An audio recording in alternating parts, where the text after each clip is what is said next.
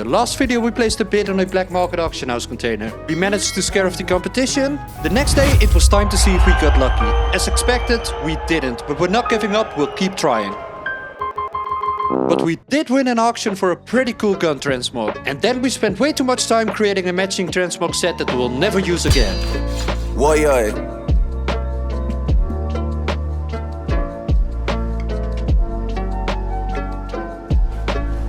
On day 2 the Alliance was holding the Darkshore Warfront, and from this Warfront we only need 3 more mounts. Agatha didn't drop and neither did a la Charnier. Then it was time to check the Frightened Kodo spawns. I'm using the Oldie Things add-on for tracking all the possible spawn points. The only thing I need to do is follow the green arrow to the left of my spells.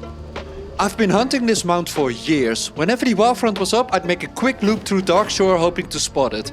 After completing my first round, I figured I'd do one last lap before leaving. And that's when I finally saw it running around.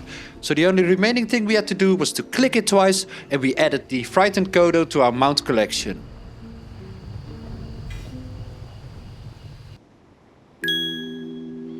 I only played the beginning of the War Within expansion and therefore I'm missing quite some mounts. And that's why we headed to Donegal to do some horrific visions for guaranteed mounts. First up was the Griffin, and to summon it we had to bring some stuff to the vision. After checking 2 notes laying around in the trade district area, we had to feed him some specific food. Next we had to rattle his bull and wait for him to come down. After a while the Griffin finally landed. From there it was simple. Kill him, loot the mount and secure our second mount of the day.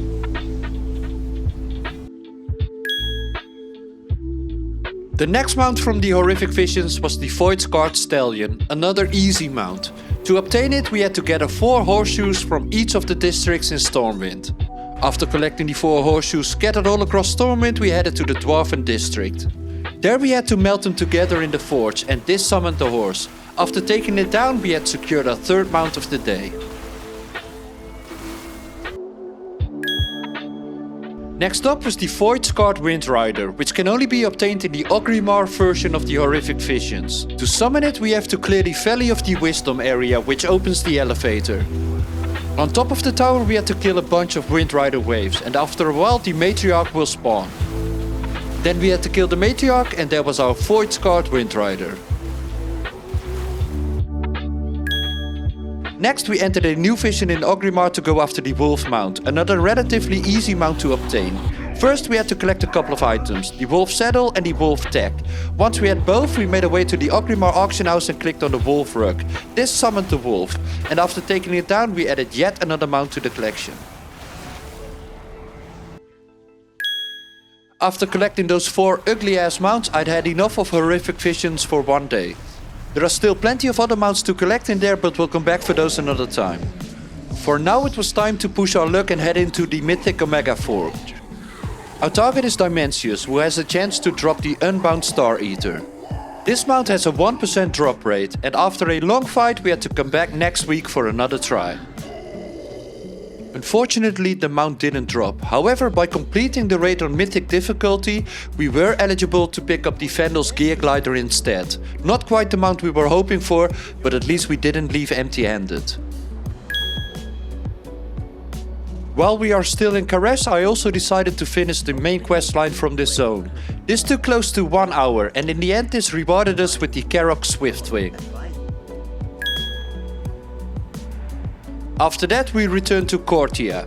In the first episode of this series I mentioned that farming lost Razorwing eggs is much more manageable if you treat it as a daily activity. Technically you can farm all the eggs in one day, but that would mean spending hours of grinding. We already had 6 eggs saved up and only needed 1 more to unlock the mount. Fortunately it didn't take long, just 2 minutes into the farm the final egg dropped. With the 7 eggs in our inventory we headed to Southern Cortia where the Matriarch nest could be found. After interacting with it the Matriarch came down and gave us the mount.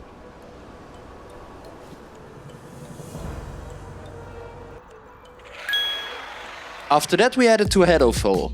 The Quartermaster offers 3 daily quests that rewards cultist confiscation bags, each with a chance to drop the Void-Scarred links. The quests are pretty easy. Head to 3 different locations, fill up the progress bar by killing mobs and turn them in.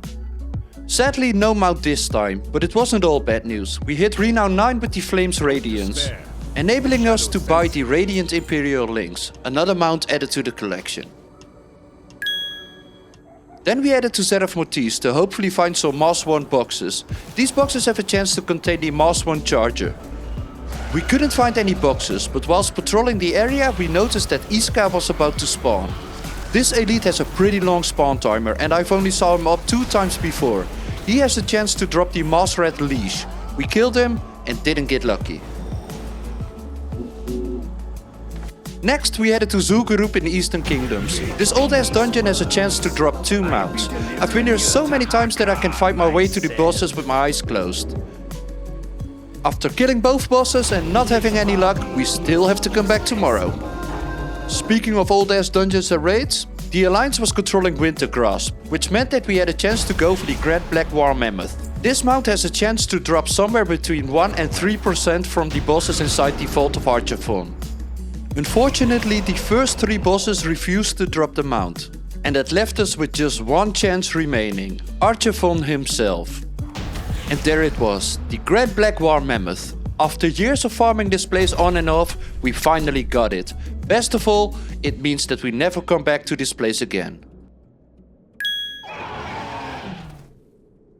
And that's it for day 2. We added 10 new mounts to the collection and made some great progress towards our goal. If you enjoyed the video, a like and subscription would be greatly appreciated. Thanks for watching and I'll see you next week for day 3. Take care!